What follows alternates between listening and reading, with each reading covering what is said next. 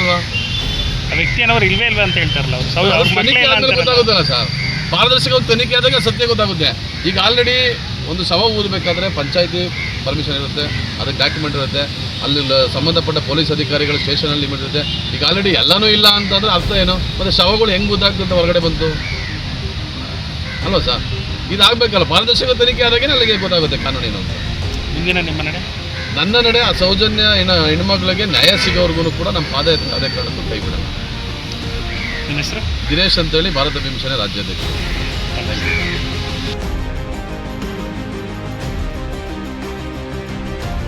ಜೈ ಭೀಮ್ ಬಂಧುಗಳೇ,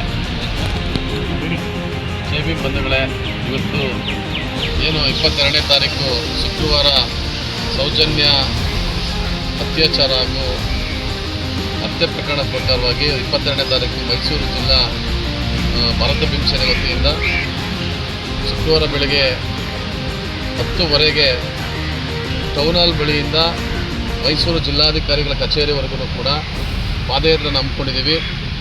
ಮೈಸೂರು ಜಿಲ್ಲಾ ಸಮಿತಿ ವತಿಯಿಂದ ನಾವೆಲ್ಲರೂ ಕೂಡ ರಾಜ್ಯ ಕಮಿಟಿ ಹಾಗೂ ಮತ್ತು ನಮ್ಮ ಜ್ಞಾನಪ್ರಕಾಶ ಸ್ವಾಮೀಜಿಯವರು ಮತ್ತು ಪುರುಷೋತ್ತಮ ಅವರು ಮತ್ತು ನಮ್ಮ ನಟ ಚೇತನ್ ಅವರು ಕೂಡ ಆಗಮಿಸಿದ್ದಾರೆ ಈ ಕಾರ್ಯಕ್ರಮಕ್ಕೆ, ಈ ಹೋರಾಟಕ್ಕೆ. ಅದೇ ರೀತಿ ಮೈಸೂರಿನ ಜಿಲ್ಲಾ ಸಮಿತಿ ನಾವು ಇದು ಮಾಡ್ಕೊಂಡು ಗೃಹ ಸಚಿವರು ಹೇಳೋರೆ ಅಲ್ಲಿವರೆಗೂ ಕಾಯ್ಬೋದಲ್ವ ನೀವು? ಸರ್, ಈಗ 13 ವರ್ಷದಿಂದ ಯಾರೂ ಮಾಡೋಕ್ಕಾಗಲಿಲ್ಲ. ಇದು 13 ವರ್ಷದಿಂದಲೇ ಮಾಡಿಬಿಟ್ಟಿದ್ದರೆ ಇವತ್ತು ಕಾಯೋ ಪರಿಸ್ಥಿತಿ ಇರಲಿಲ್ಲ ಯಾರಿಗೂ. ಇದು ನ್ಯಾಯ ಸಿಗ್ತದೆ ಅನ್ನೋ ನಂಬಿಕೆ ಮೇಲೆ ನಾವು ಹೋರಾಟ ಮಾಡ್ತಿದ್ದೀವಿ. ಕಾನೂನಾತ್ಮಕವಾಗಿ ಹೋಮ್ ಮಿನಿಸ್ಟರ್ ಸಾಹೇಬರು ಅವರು ಮಾಡ್ತಾ ಇದ್ದಾರೆ. ನಮ್ಮ ಒಂದು ಹಕ್ಕು ಬಾಬಾ ಸಾಹೇಬ್ ಅಂಬೇಡ್ಕರ್ ಹೋರಾಟದ ಹಕ್ಕನ್ನು ಕೊಟ್ಟಿದ್ದಾರೆ. ನಾವು ಹೆಣ್ಮಗಳು ನ್ಯಾಯ ಸಿಗೋವರೆಗೂ, ಅದು ರಿಪೋರ್ಟ್ ಬರೋವರೆಗೂ ನಾವು ಕಾಯಕ್ಕೆ ಹೋಗಲ್ಲ. ರಿಪೋರ್ಟನ್ನು ಅದು ಕಾನೂನಾತ್ಮಕವಾಗಿ ಮಾಡಲಿ, ನಮ್ಮ ಹೋರಾಟ ನಾವು ಮಾಡ್ತಾ ಇದ್ದೀವಿ. ಈಗ 300 ಶವ ಗುತ್ತಿಯಾಗಿದ್ದೀನಿ ಅಂತ ಹೇಳ್ತಾರೆ. ಬರೀ ಸೌಜನ್ಯ ಅವ್ರಿಗೆ ಮಾತ್ರ ಪ್ರಾಮುಖ್ಯತೆ ಕೊಡ್ತಿರೋದು, ಬೇರೆ ಇಲ್ಲ ಸೌಜನ್ಯ ಅಂತಲ್ಲ, ಎಲ್ಲ ಹೆಣ್ಮಕ್ಳ ವಿಚಾರದಲ್ಲ. ಅಲ್ಲಿ ಏನು ನಡೆದಿದೆ ಆ ಘಟನೆಗೆ ಎಲ್ಲ ವಿಚಾರ, ಅನನ್ಯ ಭಟ್ ಆಗಿರ್ಬೋದು, ಸೌಜನ್ಯ ಆಗಿರ್ಬೋದು, ಪ್ರತಿಯೊಂದು ಏನು ಅತ್ಯಾಚಾರಗಳ ಪ್ರಕರಣಗಳು ನಡೆದಿದೆ ಅದ್ರ ಪರವಾಗಿ ನಾವು ಹೋರಾಟ ಮಾಡ್ತಾ ಇರೋದು. ಅನನ್ಯ ಭಟ್ ಅನ್ನೋ ವ್ಯಕ್ತಿನೇ ಇಲ್ಲ ಅಂತ ಈಗ ಬೇರೆ ಹಳೆ ಫೋಟೋ ತೋರಿಸ್ಬಿಟ್ಟೇನೋ ಸಮೀರ್ ಅವ್ರು ಇದು ಮಾಡ್ತಿದ್ದಾರೆ ಅಂತ ಹೇಳ್ತಾರೆ, ವ್ಯಕ್ತಪಡಿಸಿದ್ದಾರೆ. ಹೇಳಿ ಸರ್,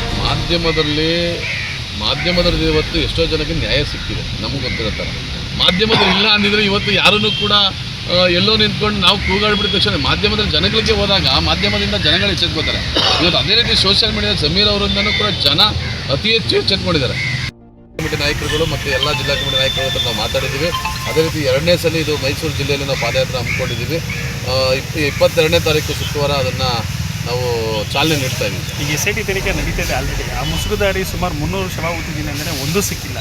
ಯಾವುದೋ ಒಂದು ಹಳೆ ಬುರುಡೆ ಎತ್ತು ಬಂದ್ಬಿಟ್ಟು ಮತ್ತು 6ನೇ ಇದ್ರಲ್ಲಿ ಮಾತ್ರ ಸಿಕ್ಕಿರೋದು. ಆದ್ರೂ ನೀವು ಇದ್ರ ಬಗ್ಗೆ ಹೋರಾಟ ಮಾಡ್ತಾ ಇದ್ದೀರಾ, ಇದ್ರ ಬಗ್ಗೆ ಏನು ಹೇಳ್ತೀರಾ ಸರ್? ಈಗ ಊತಿದ್ದಂಥ ವ್ಯಕ್ತಿ ಬಂದವನೇ ಅಂತಂದಮೇಲೆ ಆ ಶವ ಸಿಕ್ಕದಂತ ಖಂಡಿತ.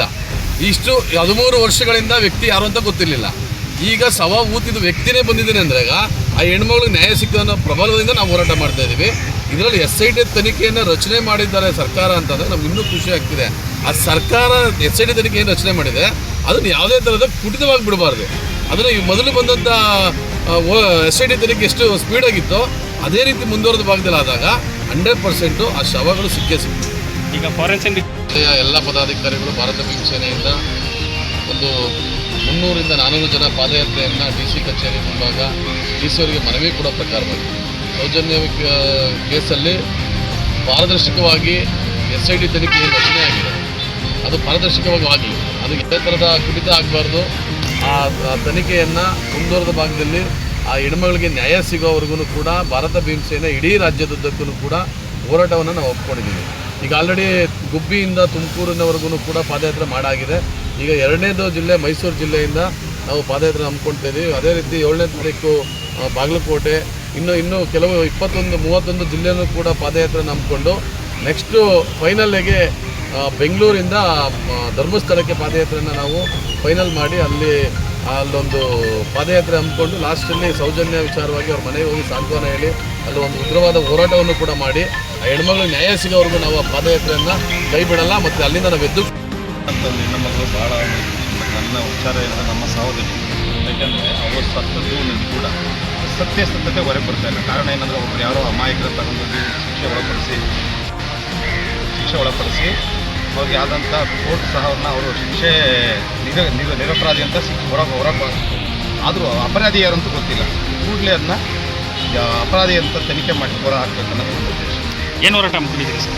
ನಾವು ಪಾದಯಾತ್ರೆ ಅಂದ್ಕೊಂಡಿದ್ದೀವಿ ಸರ್. ಯಾವುದು? ಅಲ್ಲಿಂದ DC ಕಚೇರಿವರೆಗೆ ಭಾರತ್ ಭೀಮ ಸೇನೆಯಿಂದ. ನಾನು ರಾಜ್ಯ ಕಾರ್ಯ ನಿಮ್ಮ ಹೆಸರು? ಬಸವಣ್ಣ.